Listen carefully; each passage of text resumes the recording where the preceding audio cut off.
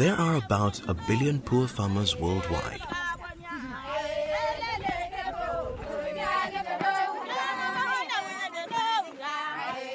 Large numbers live in tropical countries where they have few other means of making a living.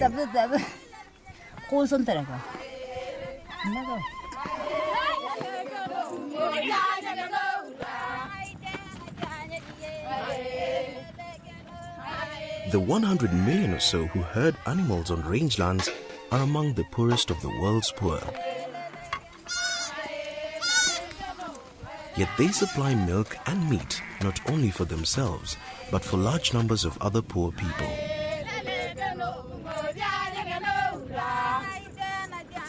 Though their animals produce few of the greenhouse gases now harming the earth, these people will be among those most hurt by the changes in rain patterns and increases in heat that are predicted with global warming.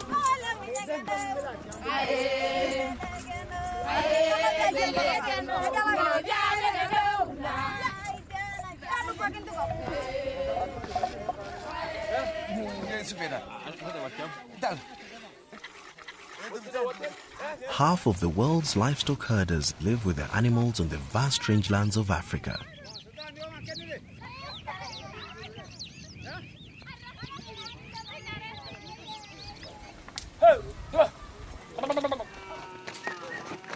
These 50 million people keep their animals healthy and productive in harsh conditions by moving regularly in search of food and water.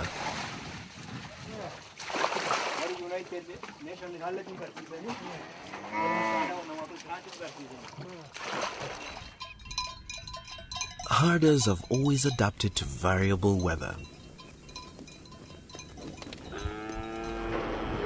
But over the next 50 years, pastoralist areas will face more and more changes.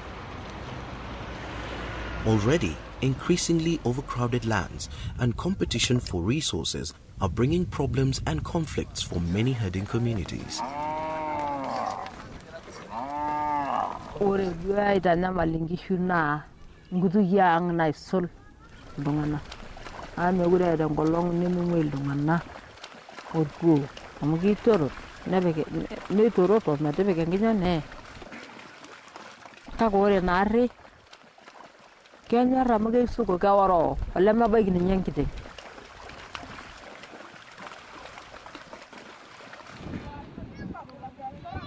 Recent climate changes are adding even more pressures for populations who are already struggling.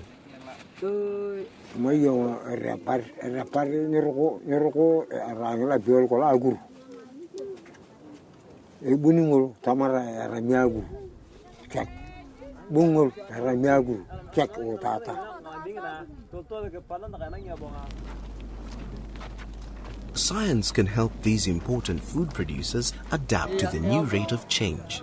And across Africa, there have already been successes. A groundbreaking project is testing insurance, developed for the first time for African herders in remote regions. It uses satellite imaging of vegetation cover and pays out when droughts reduce fodder availability to the critical levels that cause animal deaths. This is a concept that really can be scaled up and moved on into other pastoral areas of Kenya, into Uganda, into southern Ethiopia, in West Africa, in India, and so on. The prices might be different, but it's a promising concept.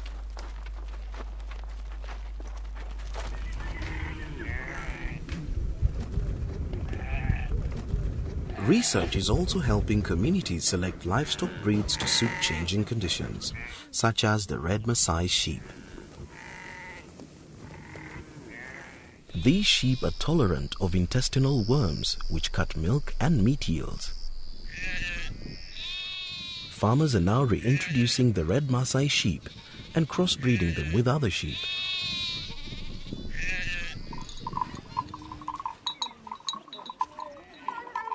In many places, increasing dryness is making it worthwhile for pastoralist communities to change their livestock keeping traditions. There's a shift from keeping grazers such as cattle and sheep towards keeping more and more browsers such as goat and camels. A camel herd produces 4 times more milk than a cow herd will do. And they do so also during the dry spell or during the drought, when a cow has already ceased its production.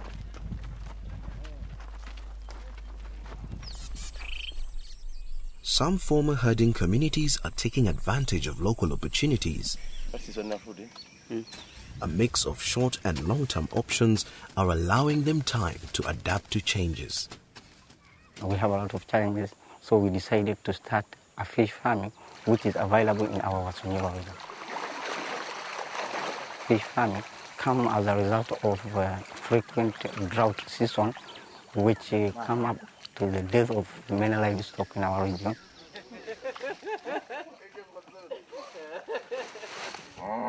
Though herding peoples have unique knowledge about living on rangelands that are too marginal for other agriculture, changes in land laws, population growth, and other modern pressures are reducing their choices. Research and policy changes could help create incentives to restore these degraded regions. Pastoralism is practiced on fully half of Africa's surface. The reintroduction of sustainable land management would allow traditional grazing areas to act once again as vast carbon sinks that offset global warming. Rangelands have the potential to sequester hundreds of millions of tons each year.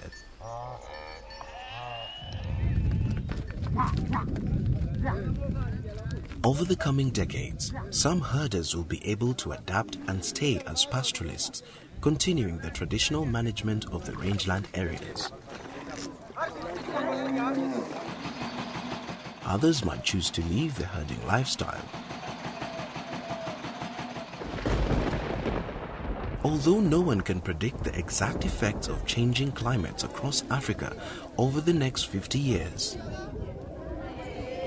new knowledge, information and technologies will play an important part in empowering communities to co-create their own futures.